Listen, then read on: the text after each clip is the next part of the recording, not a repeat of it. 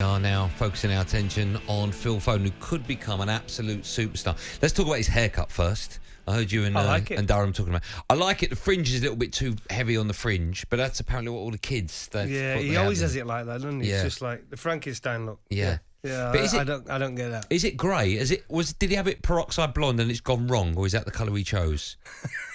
Genuine question. Has he chosen the silver fox look?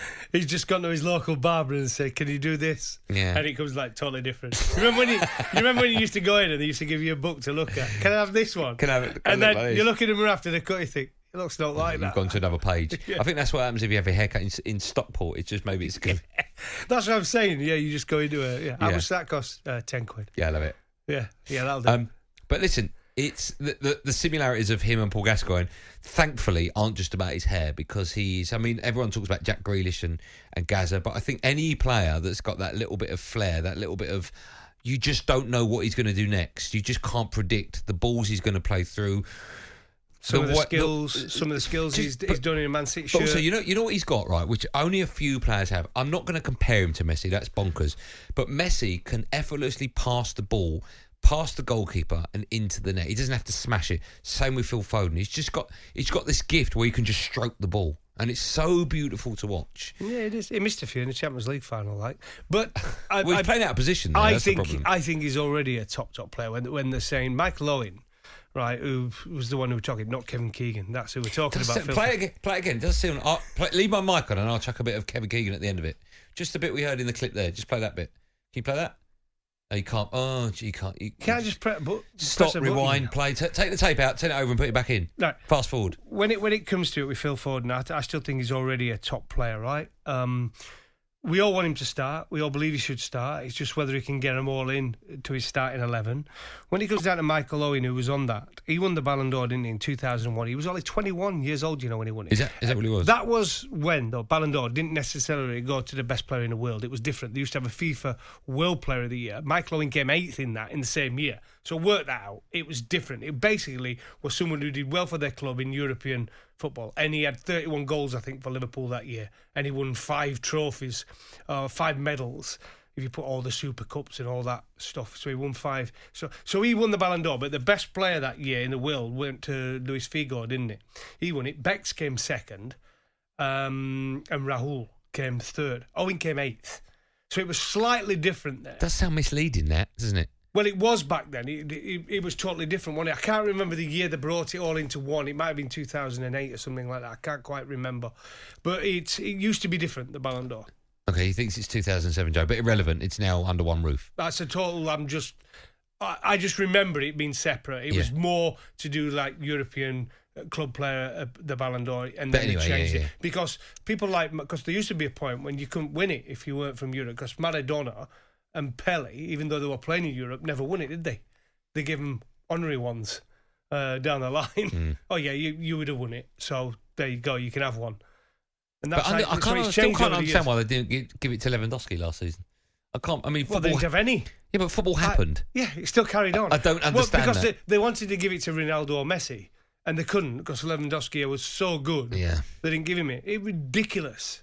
He didn't win it. I agree with you totally. And then this year, who's going to win it this year? Well, it could be Lewandowski again. He scored 2 goals, 41 goals? Something ridiculous. Joe's stuffing his face, by the way. What are you eating, Joe? Have I paid for this? Are you eating a little crunchy nut bar? Look at his face. But Foden, can we put him in? Because a lot of people are putting him into that bracket. What did Michael always say? Is our equivalent as Ronaldo and Messi? Let's have a listen. We're asking the question about how good Phil Foden is because the former England striker, as Goughie quite rightly said, the former Ballon d'Or winner Michael Owen was on the talkSPORT Breakfast Show this morning. He suggested that Foden could go to the very top. We've got so many good kids, but he is the one, isn't he? I mean, I look at him and think he could be anything, like world class. Yeah. We're talking the Messis and Ronaldos that are going to finish in the coming years, and we're all looking at the next generation of great players. And I think from the England point of view, he could be an absolute world-class player for years and years to come. I just hope he keeps developing in that way. It does sound like Kevin Keegan. Just play the end bit again. Leave my mic up. Just play the end bit again. An absolute world-class player for years and years to come. I would love it. It does sound like him, doesn't it? No, maybe it's just me. Here's the thing, though, with Phil Foden, right? Now, it wasn't that long ago that Pep Guardiola said he's, of course, managed Messi and Xavi and Iniesta, and he said Phil Foden is up there with the best of them. I think he said he's better, actually, or he could go on to be better than Messi. Do you remember this with Pep? About Phil Foden? I can't remember him saying that. To go and be better than Messi. I'll tell you the quote. Well, that's going to take some doing. What did Messi? How many times he won the Ballon d'Or? 5 or 6? Might be more. It's ridiculous. Could he do that? I think he has to go and play at either Real Madrid or Barcelona. So Pep Guardiola said that Phil Foden is the most talented player he's ever managed. Oh, right. Wow. Now, with that in mind, if Gareth Southgate doesn't pick the most talented player that Pep Guardiola has ever managed, we've got major problems. Well, just imagine that Pep thinks he's more talented than Messi, and Southgate thinks you're not good enough to start. What happens then? We're in a world of trouble, aren't we? Just let that sink in. Pep Guardiola has said he's the most talented player he's ever managed, and Southgate might not start him. And he picked him in the big games this season. Picked him in the Champions League final. Played him out of position, but he played him in loads. He had faith to play him in lots of different positions because he thinks he can play anywhere. Imagine that. Pep thinks he's good enough. Southgate doesn't. He is quality, isn't he? My God, he's a genius. And that's why, listen, Pep Guardiola's managed him perfect, hasn't it, over the years? It frustrated all of us and probably a lot of fans out there, right? Because we wanted to see him all the time. But yeah, Pep's managed him perfectly. He's played more and more each season. And this year, some of his skills in individual games he's had have been out of this world. I think he has to start. I think he's.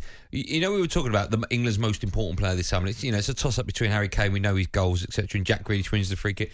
I think if Phil Foden, if he can produce, he really can be. I think that he could. This is. I won't say the world stage, but this is the European stage. Everyone's watching. Well, it's done us a favour him being out, though, mate. It's been done us a favour. It got cancelled last year.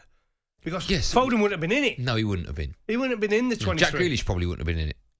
Yeah, Jack Grealish and Foden would not have been in it. Or Bellingham.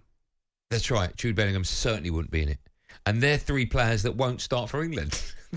That we would both start for England.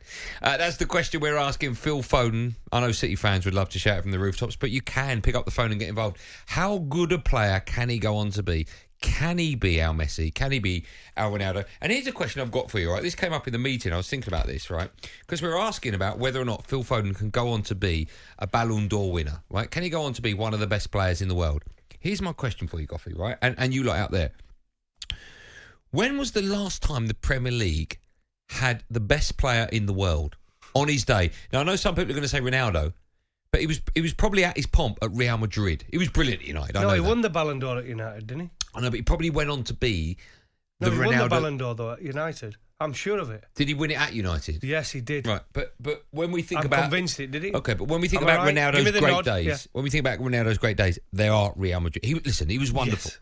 Okay, but also at the same time, was Messi the best player in the world? He was pretty good his last 2 years at Man United, though. No, he was. But I agree, he went to another level. Right. Because he was in direct competition with Messi. That's right. And I think that's what made it, yes. So when was the last time the Premier League had the best player in the world? In his pomp? Thierry Henry? Yeah. Can I go with that? That's how far we're going back?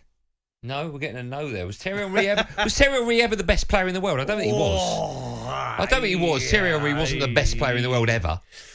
Was he? I don't think he was the best player in the world, Henry. Well, I'm just trying to say some of the best players. Shearer, was he the best player in the world? I don't think Shearer's ever been. Listen, I love Alan Shearer. I don't think he's best ever been striker in the world. I don't know. No, was he better than Ronaldo? No, of course he wasn't. Old Ronaldo. R9. Let's put it out there. So we're asking about Phil Foden. How good can he go on to be? Can he be the Messi and Ronaldo? And can he be the best player in the world if he's playing Premier League football? And who was the last best player in the world to be playing Premier League football? Lots to talk about. One number to dial. Get involved. Pick up the phone. 08717 22 3344. You're listening to Drive on talkSPORT in association with Paddy Power.